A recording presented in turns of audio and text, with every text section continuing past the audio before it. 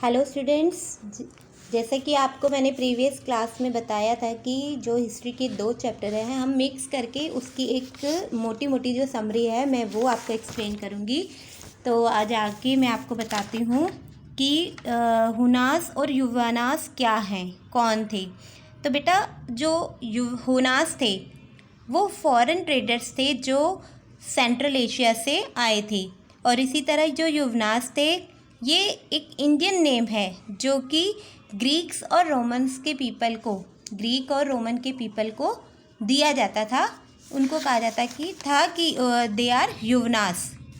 ठीक है, एक जैसे होता है ना, किसी को कोई नाम दे देते हैं तो पता चल जाता है कि हाँ अच्छा ये रोमन और ग्रीक के लोग हैं, उससे उनको आइडेंटिफाई किया जा सकता था। दैट इज़ क्लियर बाबू। अच्छा, उसके बाद हम पढ़ेंगे व्हाट इज़ पुरानास। पुराना क्या होता है? Puranas contain story about god and goddess such as Vishnu, Shiva and Durga. मतलब पुराण जो हमारे जो पुराण है ना, पुराण शास्त्र जो हैं उनमें जो भगवान की स्टोरी लिखी हुई है, तो ये एक तरह से एक बुक है कि जिसके अंदर भगवानों की स्टोरी लिखी होती है। इनको हम हिंदी में पुराण कहते हैं और इसमें इंग्लिश में आपको पता ही है पुरानास बोलते हैं। ठीक है, ए लगी जाता है हर चीज़ के साथ। इसी तरह आपको अपने 2 संस्कृत एपिक के नाम पता होना चाहिए। जो संस्कृत में लिखे हुए हैं वो आपके रामायण और महाभारत है। ठीक है, और स्तूपा जो होता है, स्तूप सबको पता ही है कि एक मोंड टाइप स्ट्रक्चर, एक गुंबद, उसको हम स्तूपा कहते हैं। और इसी तरह मंडप तो आपने सुना होगा, शादी वादियों के फंक्शन में आपने सुना होगा अपने घर में कि मंडप सज रहा है। तो मंडप, व्हाट इज़ मंडप?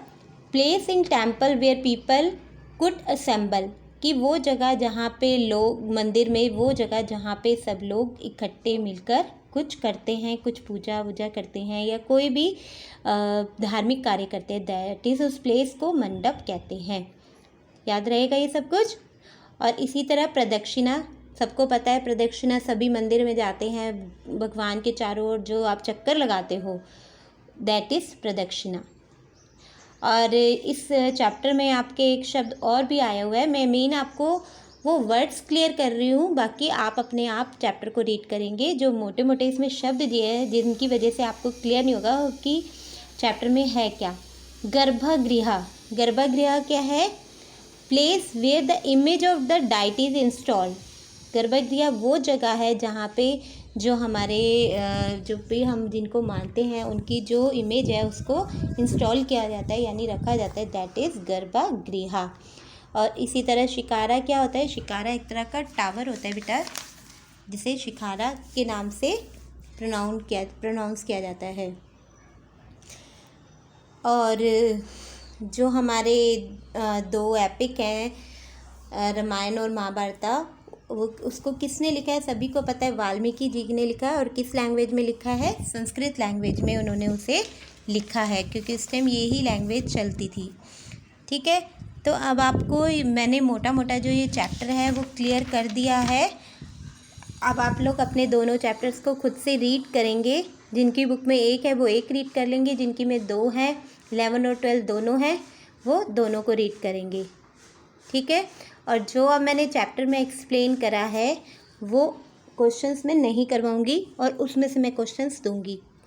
आप लोगों को वीडियो को सुनना है ध्यान से और समझना है।